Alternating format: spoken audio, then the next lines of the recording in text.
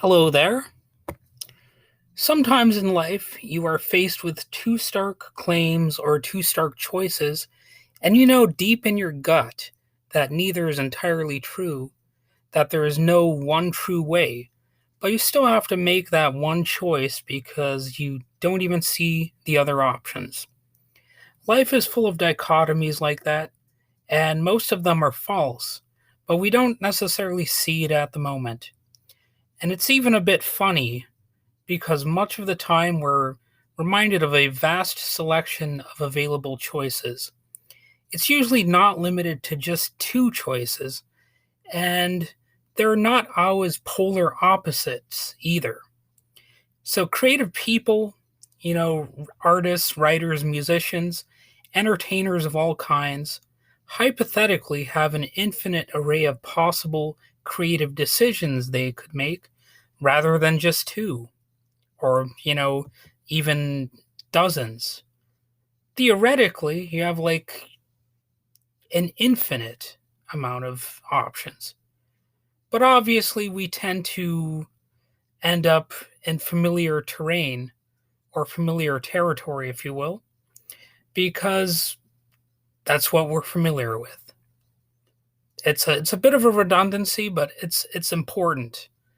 So whether I half-ass these podcast episodes or work my very hardest to make the best episode I can, I'm still faced with many options myself.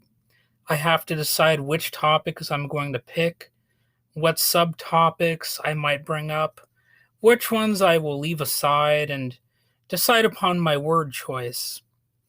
Though I've always allowed some improv, even if I'm reading from a script, it'll still be a loose fitting script. And I just in life in general, you have to choose which words to omit. You have to figure out if I say this, am I going to cross a line, etc., etc. And I'm not just talking about political correctness, offending people kind of stuff. I just mean like, will I be understood? That's another part of crossing a line. Because obviously, if you end up saying something too unexpected or to this or to that, people might not listen to you. So, well, there's another point here. How about when you go into a supermarket? Chances are you'll see a vast array of choices there too, to the extent that it can actually be frustrating. You have to narrow it down or you'll be there all day. So I'm getting very Andy Rooney-ish with this, obviously.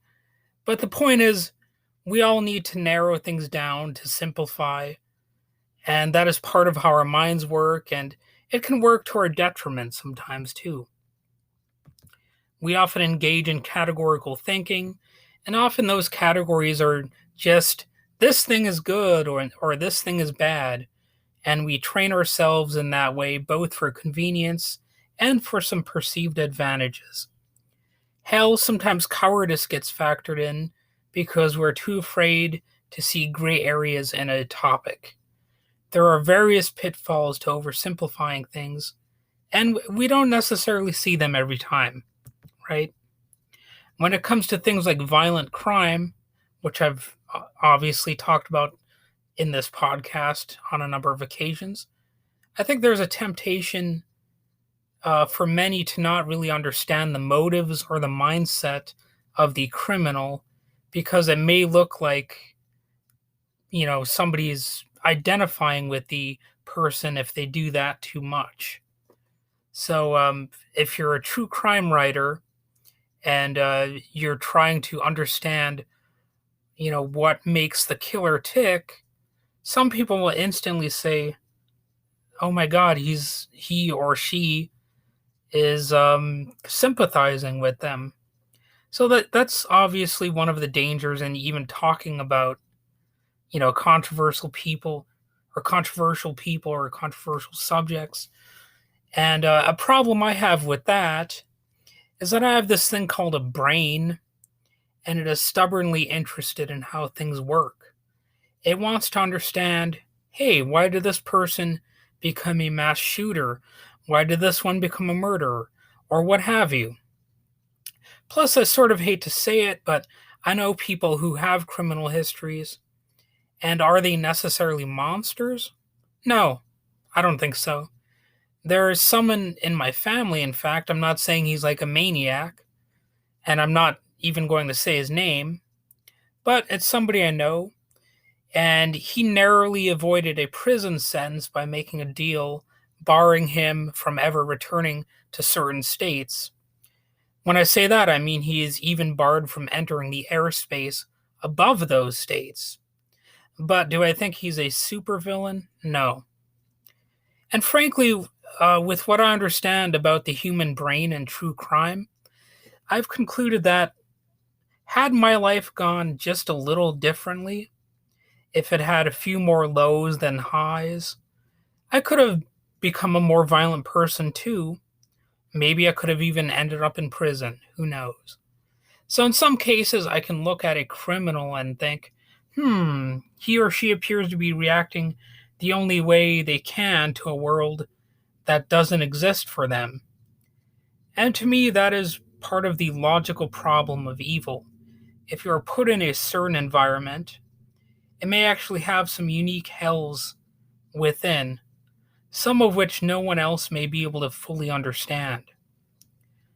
For me, the world of high school was like that. Sometimes. Not all the time. I'm not saying high school was 100% a negative experience, but, you know, not all of my experiences in high school were great. And I certainly was not always perfect myself. And there were unique frustrations that I think could have easily put me over the boiling point. And if you really want a comprehensive look at something like a high school shooting or something like that, it would have to be from an author who's willing to say, this isn't so much a story about a mass shooting as it is a story about a kid's life. And I'm not naive. I know that understanding and recognizing the signs won't necessarily prevent violence every single time. But it seems like it would help reduce the odds to, be able to look for these telltale signs and hopefully not, infringe on a person's rights just because, you see some problems with a person. Of course, that's another problem too, is if you were to see some of these, I guess, dark elements of a person, would a person potentially take it too far and essentially criminalize that person before they actually committed a crime? So, of course, that's yet another uh, problem in this whole issue, and it's not really the easiest thing to address either. On top of that, if we work a little more on producing relatively stress-free environments in schools, workplaces, and in society in general, we will surely reduce the likelihood of violence. It's a matter of common sense that, at the very least, people are slightly less likely to murder you if you come across as one of the good ones, right? I mean, I know they say there's nothing more uncommon than common sense, but it seems like that's a bit of a slam dunk assumption. I think that if you grew up feeling different from other boys and girls or whatever, you're a little more likely to eventually turn to aggression to compensate for your inner emotions. So I'm not saying that anyone who's a little bit different is going to do that. But if a person is picked on and alienated for being different in some way, obviously it could become a problem. So it doesn't necessarily have to be an obvious problem, but just in the way that anybody can be picked on or singled out. On that note, the American Psychological Association quotes Mark Leary, a professor of psychology and neuroscience at Duke University, as saying, quote, few psychologists tuned into the importance of rejection, and it's like the whole field missed this centrally important part of human life. And the The article also mentions how, quote, as researchers have dug deeper into the roots of rejection, they've found surprising evidence that the pain of being excluded is not so different from the pain of physical injury. Rejection also has serious implications for an individual's psychological state and for society in general. Social rejection can influence emotion, cognition, and even physical health. Ostracized people sometimes become aggressive and can turn to violence. In 2003, Leary and colleagues analyzed 15 cases of school shooters and found all but two suffered from social rejection. So that's from an APA.org article. It's worth looking into. But the feelings of rejection can be a little more localized and quirky than one might think. When people think of rejection, they might think about lovey-dovey kind of stuff, but it can include other things like, sucking at baseball because you can't throw the ball very well. I know one of my frustrations in high school and college was how bad I was at math, especially algebra. I might have miffed, or I might have missed saying that correctly. Algebra. The emotional fear and hatred at times nearly drove me up the wall, and it was like an irrational hatred. And I really feared going to class because I dreaded it, because I just didn't want to be there. I get maybe fear isn't even the right word. I just dreaded it. I didn't want to go to class. It was it was just one of those things of it was sort of akin to learning disability, only kind of not, because I actually was capable of understanding algebra, and I eventually did get the passing grade, but I just found it so boring and so humiliating that I had to take this class that I had zero interest in. Oddly enough, like I said, it wasn't that I couldn't do algebra, but it was just so boring, and it was almost insulting. Like I had the feeling of being insulted by having to go to class. It's hard to explain. Now, was I so enraged that I could have become way more violent? I'd like to think not, but who knows? Again, had my life gone just a little bit differently, and had I lost my grip and control over my behavior, I could have gone down a much darker path. And I think these little things like, being frustrated about schoolwork and feeling alienated, they can chip away at a person. The issue of struggling with schoolwork has undoubtedly led some people to kill themselves. I guarantee it. At the same time, it's also well known that high academic achievers are actually more likely to feel suicidal due to the pressures of needing to always be perfect. And on top of that, imagine if a person having school or work related stress was abused in some way, or mentally ill, or had a personality disorder. And, that might be if they're psychopaths or sociopaths or countless other factors. If you think about all of these different issues, maybe it's impressive the world is not actually worse than it is. Now, that might sound like a bleak statement, but it's not necessarily bleak. It really depends on how you look at it. Now, I want to mention another unique frustration I have had, and that is phoniness. People looking fake, being liars, etc. For example, I hate it when I start a job and they claim, "Oh, these are your teammates," and blah, blah, blah, blah, blah, and, "we're so glad to have you on the team." And I know they're not. My being there is really just a coincidence, and the second that I'm no longer convenient for them, they'll fire my ass.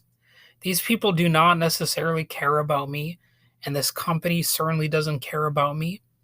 They just want to make money off of me.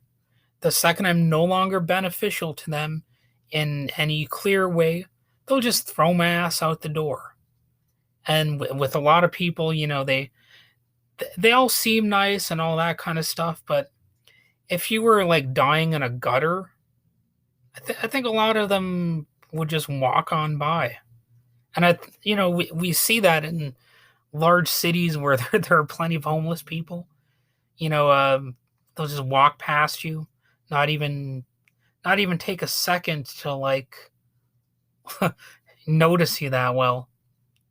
And then of course you have these John Stossel types who are like saying, "Oh, homeless people don't even exist" or whatever.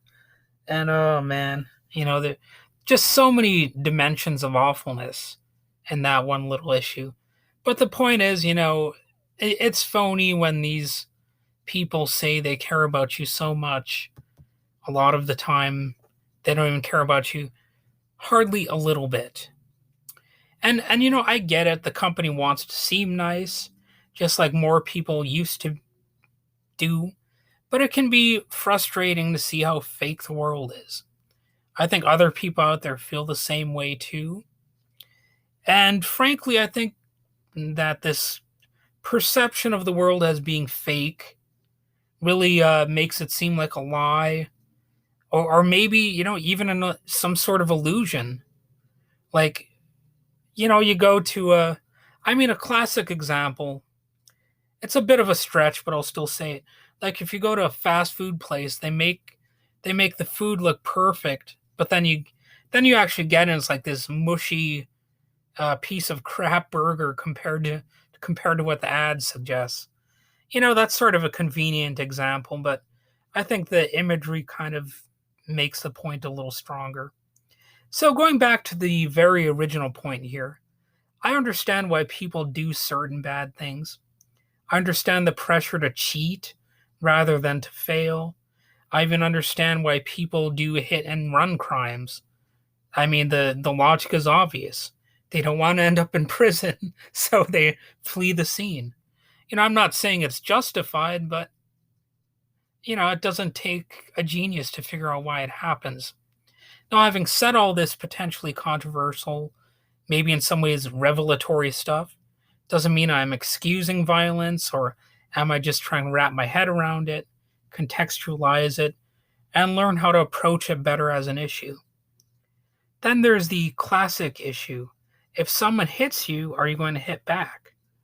Because when it comes down to it, society is not much more advanced than just stones and sticks. When it comes to war, we just upgrade the technology and try to mask our violent behavior with rhetoric about freedom and how we're better than the enemy and all that kind of stuff. You have the flag imagery and the slogans, and maybe somebody like Uncle Sam and the majestic American eagle flying around, dropping bombs everywhere. you know, I guess that would be like eagle turds or whatever, explosive eagle diarrhea. Um, but anyway, I'm getting a little bit off topic. A warmonger is not likely to say, I take full responsibility for my actions. I apologize for causing negative attention to the nation that I represent, or something like that. They're going to pretty up their efforts. They're going to make it look like no atrocities are occurring, or even could occur. And, they're going to be skilled propagandists about it. That's a tried and true phenomenon. They'll try to claim self defense, even if it wasn't. And plenty of warmongers and powerful criminals do it because they know in their heart of hearts they probably won't spend a second in jail if they do some war crimes or what have you, or if they lie, or any number of things. There may be exceptions to that situation, but in their minds, they could never be that exception. I won't be held accountable, and quite often that's true. Most of these powerful criminals do not face a prison sentence, so they think their violence is more than worth it. They probably get off on their ability to display their power, their might, their majesty, and they would never say it's stupid either. Obviously, if you're in a situation where you have to drop bombs on people or shoot at them, throw grenades, plant landmines, that obviously means society is being smart. It's not like a failure of intelligence. It's it's a sign of our freedom and our strength, and all that bullshit. And unfortunately, society actually does often reward people for this type of behavior and greed and just not thinking unconventional thoughts. In contrast, many of us are taught conventional, relatively almost petty moral lessons, such as, to stay in school, stay off drugs, work hard, never lie, never cheat, never steal. Oh, and murder is obviously wrong.